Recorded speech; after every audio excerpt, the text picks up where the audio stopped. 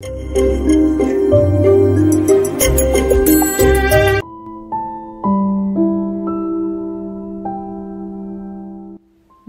everyone. Hi, this is Gitika Bhatia. Welcome back to our channel Divine Spect.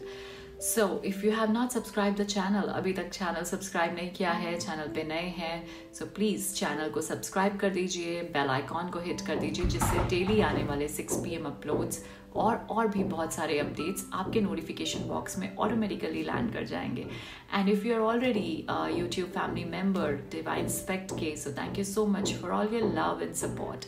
सो एक हमारे प्यारे YouTube family member ने ये एक क्वेश्चन पूछा था कि उनके, क्योंकि राहु की सीरीज चल रही थी, राहु इन ऑल हाउसेस, तो उन्होंने पूछा कि उनका राहु और केतु का जो कालसर्प योग है वो बन रहा है कुंडली में, और बहुत सारे प्रॉब्लम, स्ट्रगल, लाइफ में एफर्ट्स करना, ये सब चल रहा है, ऑब्स्टेकल्स बहुत सारे आ रहे हैं, तो कैसे वो अपनी लाइफ को बिल्कुल स्मूथली रन कर सकें और उसको एक्सपीरियंस कर पाए, तो उसके लिए क्या रेमेडीज रहेंगी.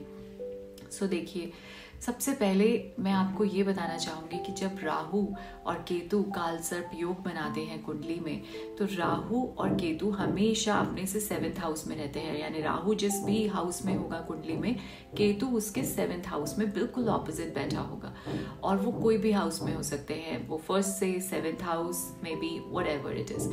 और बाकी के जितने भी ग्रह हैं कुंडली के, वो सारे के सारे या तो राहु केतु के लेफ्ट में या फिर राइट में आपको दिखेंगे. तो सभी के सभी ग्रह राहु और केतु के एक्सेस में जब आ जाते हैं, तो ये बनता है कंप्लीट पूर्ण कालसर्प योग. और कालसर्प योग का जो मतलब है, लोग बहुत डर जाते हैं इससे कि मेरी कुंडली में तो कालसर्प योग है, क्या करूं. और बहुत जगहों पे ऐसा भी होता है जब वो किसी एस्ट्रोलॉजर्स या पंडित के पास जाते हैं, और वहाँ से उनको ये सुनने को मिलता है कि जाइए आप जाकर महाकालेश्वर के मंदिर में या उज्जैन में जाकर जो है कालसर्प की पूजा करवाइए, तभी ये जो योग है या दोष है, वो दोष बोलते हैं इसको, ये दोष उतरेगा.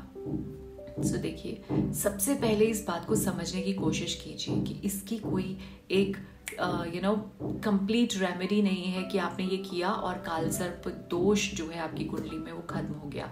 सबसे पहले ये कोई दोष नहीं है, आपकी कुंडली बनी है, आप इस अर्थ पर आए हैं, आपका बर्थ हुआ है, और बहुत सारा प्लान है, पर्पस है इस लाइफ में करने के लिए. सो कोई दोष नहीं है, इट्स अ योग, ये एक योग बन रहा है, राइट.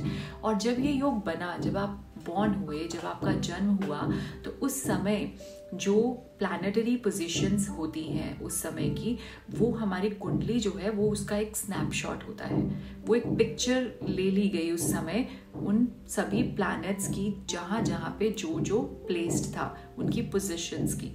अगर वो पिक्चर ले ली गई है, तो आप मुझे ये बताइए कि आप पास्ट में जाके किसी भी पिक्चर को, अपनी पिक्चर ली गई हो जो कुछ साल पहले, क्या उसको चेंज कर सकते हैं? कुछ भी कर नहीं कर सकते ना. यानी कि पिक्चर मान लीजिए अच्छी नहीं आई और आपको लगा कि आज मैं इसको चेंज करना चाहता हूँ, तो कर सकते हैं? नहीं कर सकते. वो पिक्चर जैसी है वैसी ही रहेगी.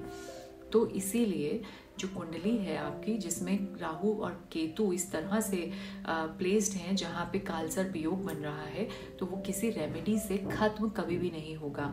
कालसर्प योग का होने का मतलब ये है कि सभी ग्रह एक ही साथ हैं और राहु केतु के बिल्कुल एक्सेस में है, कंट्रोल में है.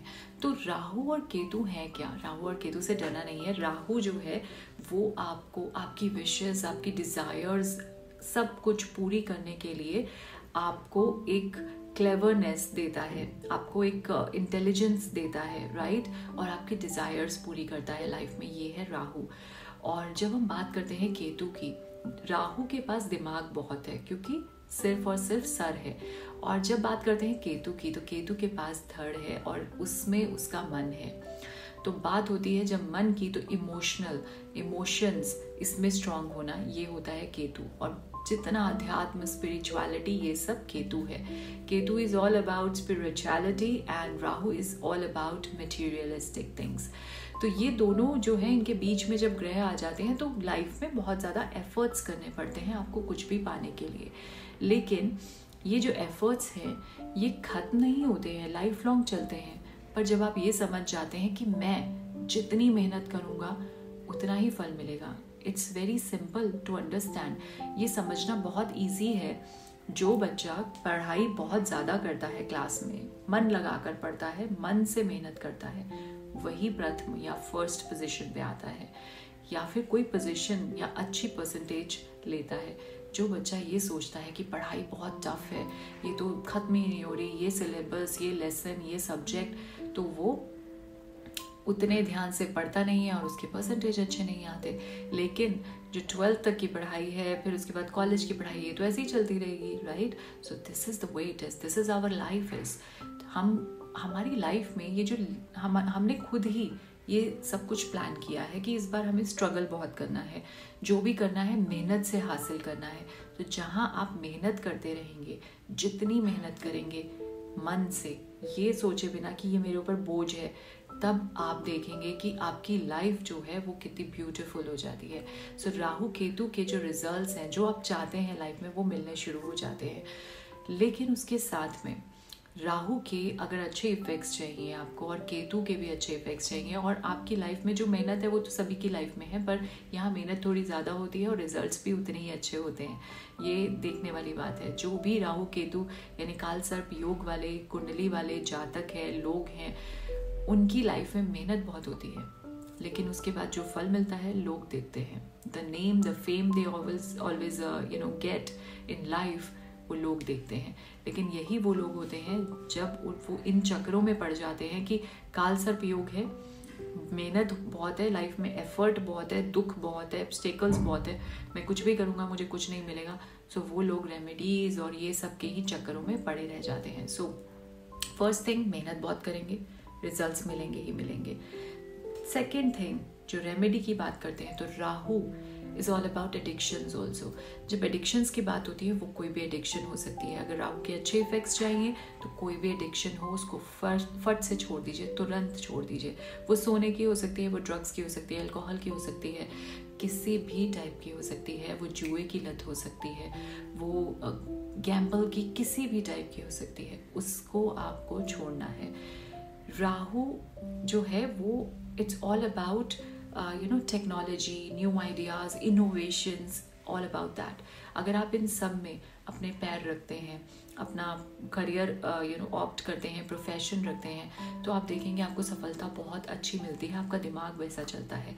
लेकिन अगर आप इन सब को एडिक्शन के तौर पे यूज़ करते हैं, गेमिंग करना, और उसकी वजह से आपको कोई कुछ आ नहीं रहा है, आपकी कोई सोर्स ऑफ इनकम नहीं है, और आपका टाइम वेस्टेज है, social media surfing all the time, आप कहीं पे भी हैं, आप वॉशरूम्स में भी हैं तो भी आप फ़ोन सर्फिंग कर रहे हैं, या फिर आपके वॉशरूम्स क्लीन नहीं हैं, आपके घर में बहुत ज़्यादा इलेक्ट्रॉनिक गैजेट्स ख़राब पड़े हुए हैं। सो ये सारी चीज़ें राहु की बैड एनर्जीज आपको देती हैं। जितनी आपकी मेहनत हो रही होती है वो सारी की सारी खराब जा रही होती है, पानी में जा रही होती है। अब बात करते हैं केतु के अच्छे इफेक्ट्स की, तो आपको बहुत अध्यात्म के पथ पे चलना। अब इसका मतलब ये नहीं है कि आप बिल्कुल अपना काम धाम छोड़कर और चल पड़े बिल्कुल सन्यासी बन के, ऐसा नहीं करेंगे, लेकिन हर एक बात को लॉजिकली समझना, लोगों को इमोशंस के साथ में लोगों के फीलिंग्स को समझना। Smoking is really we need to eliminate it. अगर केतु और ये काल सर्प योग है और केतु के अच्छे इफेक्ट्स चाहिए किसी को भी अपनी लाइफ में, तो स्मोकिंग बिल्कुल नहीं करना चाहिए। स्मोक से रिलेटेड कोई भी ऐसा काम नहीं करना चाहिए।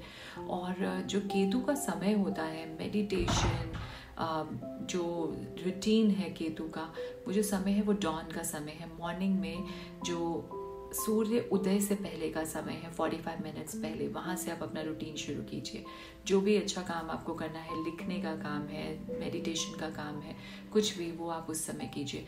राहु के लिए इवनिंग के टाइम पे, सनसेट के बाद में आपको जो भी पूजा करनी है, माँ दुर्गा की पूजा जो कि कंट्रोल करती है राहु को, और भैरव बाबा की पूजा ऑन संडे, और उस सब के साथ राहु केतु दोनों को कंट्रोल करने के लिए आपको एवरी शिवरात्रि, एवरी मंथ की जो शिवरात्रि आती है, उस दिन जाकर शिवलिंग पर जल चढ़ाएं, कच्चा दूध, मीठा दूध चढ़ाएं और उसके साथ ओम राम रावे नमः और ओम केम केतवे नमः की चैंटिंग आप ज़रूर कीजिए। देखिए, एक बार की कालसर्प पूजा के बाद आपका कुछ भी चेंज नहीं होता है, ये आप लाइफ लॉन्ग करवा सकते हैं। हर बार सावन के महीने में कालसर्प की पूजा आप करवा सकते हैं, ये बहुत अच्छा रहता है। नाग पंचमी पे आप चांदी के नाग नागिन का जोड़ा शिवलिंग पे अर्पण करें और उसके साथ आप ये ओम राम रावे नमः और ओम केम केतवे नमः की चैंटिंग 108 बार शिवलिंग के सामने बैठ कर करें। सो भगवान शिव की पूजा करते हैं जब आप हर मंडे को, तो भी आपके कंट्रोल में रहते हैं राहु और केतु।